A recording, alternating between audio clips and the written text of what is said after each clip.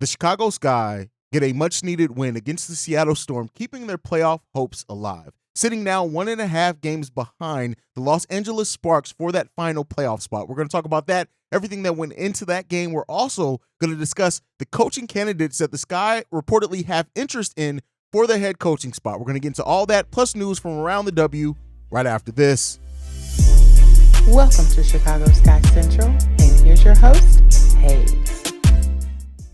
What's going on, Sky fans? Welcome to another episode of Chicago Sky Central, your number one spot for everything Chicago Sky related. I'm the host here, Haize, but more importantly, you can follow the channel at Chicago Sky Pod on every social media platform we happen to be on. With that being said, the Chicago Sky got a much needed win yesterday, winning 90-85 against the Seattle Storm, and this was a game that was way closer than I would have liked for my comfort. The Chicago Sky having to come back. They came and took a 86-85 lead with 2 minutes and 14 seconds left in the fourth quarter, and then the Seattle Storm did not score again. The Sky are able to hold on, get that victory to push themselves to 14-21 as they keep their playoff hopes alive. Now, this was a game in which Elizabeth Williams was absolutely cooking this game. We needed every point that she scored. She led the team in scoring with 23 points, also chipping in 5 rebounds, 3 assists, 3 steals, and 1 block. This was an important game for her. Dana Evans hitting a much-needed big three as well down the stretch of the game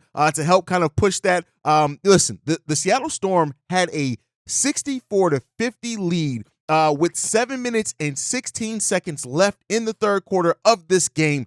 Listen, it took from big performances from Clea Copper, who hit a big three-pointer to put us up in the lead, that 86-85 lead that we never let go from that point. But listen, this was not easy at all. And for those that aren't as confident in the Chicago Sky in their ability to make the playoffs, this game didn't really do much for it. Now, Clea Copper in this game did have a double-double. She had 18 points, 12 rebounds, 4 assists, 5 steals, 1 block.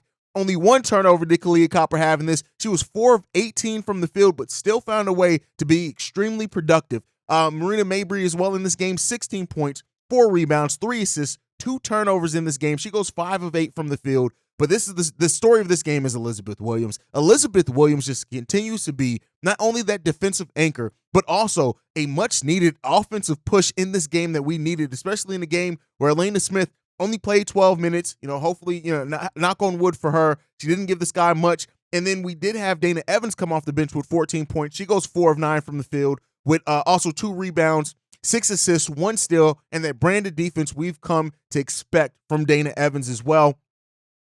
This is a game that, listen, the Chicago Sky could have absolutely lost this game. And had they lost this game, this would have changed the complexity. It would have technically eliminated them from playoff contention, but it would have made it a huge, almost like hole to get into with the fact that the Sky only have 6 games left on this season 5 games left on this season. That they have to perform. The Chicago Sky got to come into these last few games and really perform at a high level, both defensively and offensively. And had they lost this game to be 2.5 games back at that point with 5 games left, they would have had to almost clear the table. Now, it's still going to be a tough road for the Chicago Sky to be able to make it to the WNBA playoffs this year. I want to be clear here. But listen, this was a game which they were executed down the stretch in the way that we needed them to.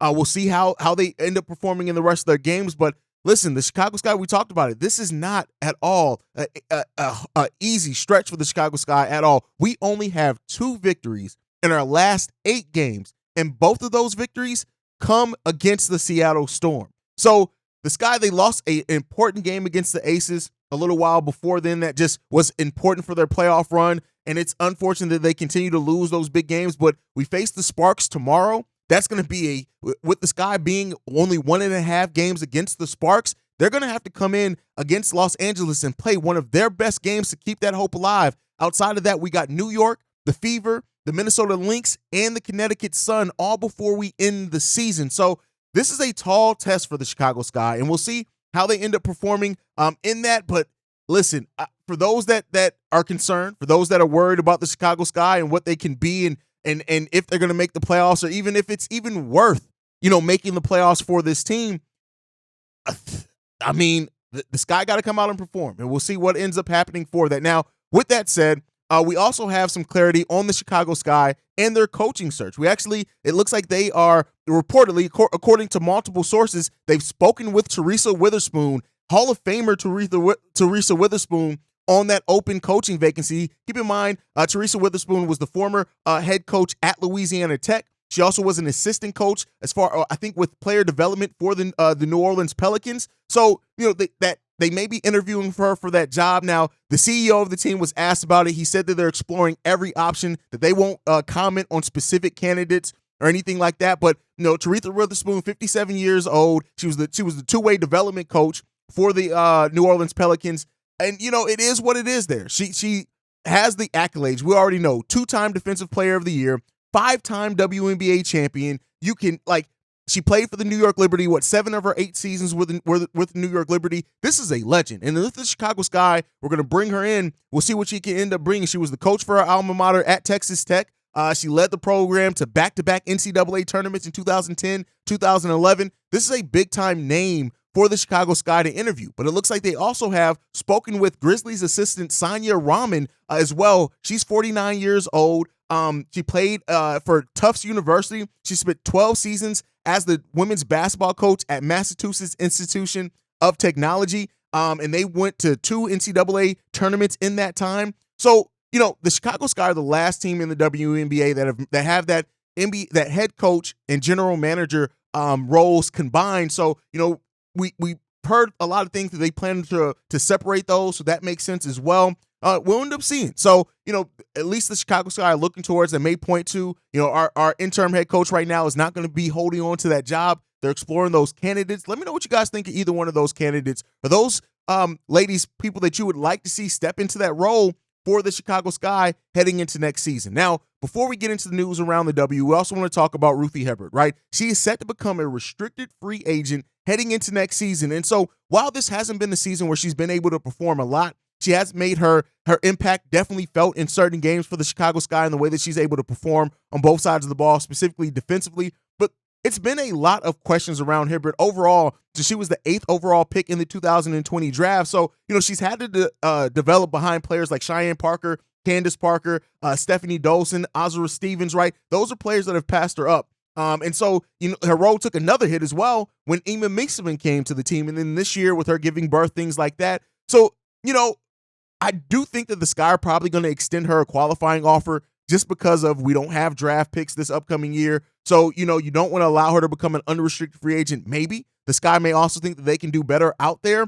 Hebard said, with this, obviously I had a great reason to miss most of this year, but I also really wanted to prove myself to James, who, the head coach, and Ernie. And so to the coaches. And so I'll be in Chicago because I'll be in Chicago because I love Chicago. So Hebard hopes to stay around. We'll see if that ends up sticking around if she can. I think that with just where we are right now, what's going to happen with Rebecca Gardner, and unless whoever comes in as the GM has plans to really kind of overhaul this roster, think they can get an influx of talent, I think Ruthy Hebard stays around for the Chicago Sky. But you guys can let me know what you think on all that down below. But all right, before we go, let's get into the news from around the W. We do have to talk about the Washington Mystics beating the Las Vegas Aces for their 5th loss of the season, which pushes the Las Vegas Aces to 30-5 with 5 games left on the season. But this was, again, I think with the Aces, that they're a team that they have everything locked in that really matters at this point, right? And so,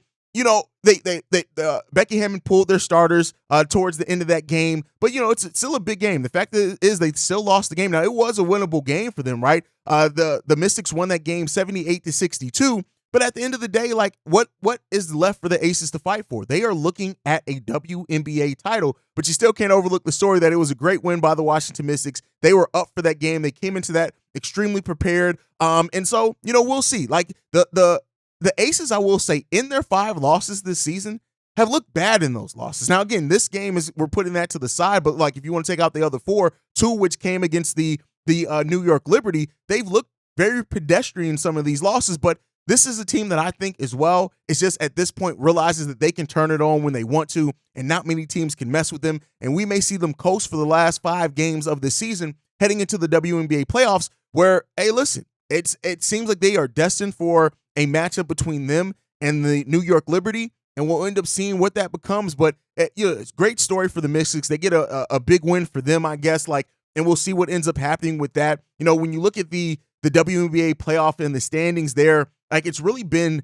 the Aces at the top for the whole season. The New York Liberty recently moved into that number 2 spot. For a while, the Connecticut Sun were actually number 2 team. But you really look at those 3 teams as the teams that probably have the best chances, right? And the Connecticut Sun, I don't want to count out and just look for the Aces to have, the Aces and the Liberty to be this predetermined WNBA finals matchup, because I tell you what, if you overlook it, the Connecticut Sun can absolutely shock and surprise some teams in the WNBA playoffs, and it may be one of those top 2 teams. So, we'll see with that. It's going to be an exciting WNBA playoffs, I feel. So, I'm looking forward to it. Let me know what you guys think down below on that one. Now, we're talking about streaks being broken, right? We also got to talk about the Phoenix Mercury, for the first time in a decade, will not be in the WNBA playoffs, as they have officially been eliminated from playoff contention with their most recent loss. Unfortunate there. They have had such a great standing. The players that they have had there, it's unfortunate. They had an opportunity to win that game. They lost 77-74. But they got eliminated by the Dallas Wings from playoff contention. And so for the first time in a decade, we're not going to see the Phoenix Mercury have postseason play, which for people who are actually invested into the WNBA, that just does not seem quite right. It doesn't feel quite right. You're just used to the Mercury always being there in the playoffs. So, it's going to be their first year. We'll see what they do with that roster, what they do with Sky Diggins, things like that, right? So there's a lot of questions around what the future of the Mercury is going to look like. But, hey, this season was not the best season for them. They have the worst record in the WNBA currently, as they've been eliminated from playoff contention. Now, before we go, there was an article, a survey done by a lot of the top players in the WNBA and what the biggest concerns are in the WNBA. And the things that really won out as far as that is, of course, travel. Over 50% of the players that voted in this talked about travel being one of 52.9%. That's 18 players that were surveyed out of this. 18 out of 34 players that they want to see travel changes done in the WNBA. This has been a topic of conversation for the whole WNBA season. Marina Mabry actually chipped in on this as well, saying that commercial flights are just insane. You can't get out at night. Sometimes you can get delayed. You can't get out in the morning. Then you wait there and you wait there and you wait there for bags and stuff. It's an absolute waste of time. So I'm not surprised at that being one of the biggest concerns for WNBA players. And we expect that to be heavily addressed in the next CBA as well, which is, I think, coming up in a couple of years. And then also salary structure was a big, more flexibility in salary structure was voted on by a lot of the players as well. As the next up, salary structure getting 8.8% of the vote. Other got 20.6%. So depending on what you look at that in, but salary is definitely another one. And we talked about how with the current, rate of how things are, the percentages of what goes to salary, you expect that to get a significant increase unless they change that structure in the next CBA. So that's going to be heavily addressed as well for WNBA players. That's going to be one. And then security is also one that was voted pretty highly on that as well. So, especially when you look at the situation that happened with Brittany Griner early in the season. So none of these being the top really surprised me. It's unfortunate, but this lets you know kind of what the next type of focus is going to be from the players in that next CBA that they negotiate with WNBA owners. So expect wholesale changes when it comes to that. But let me know what you guys think on that down below as far as that survey. But that is it. That's my time for today. Make sure you guys are following the channel at Chicago Sky Pod on every social media platform. You can send us any feedback, questions, comments, concerns, ChicagoSkyCentral@gmail.com. And then lastly, if you want to leave a text message and our voicemail, the number to do so, 773-270-2799. We are the #1 spot for everything Chicago Sky and WNBA related. And I'll see you guys next time we go to Skytown. Peace, y'all. This has been a presentation of the Break Media.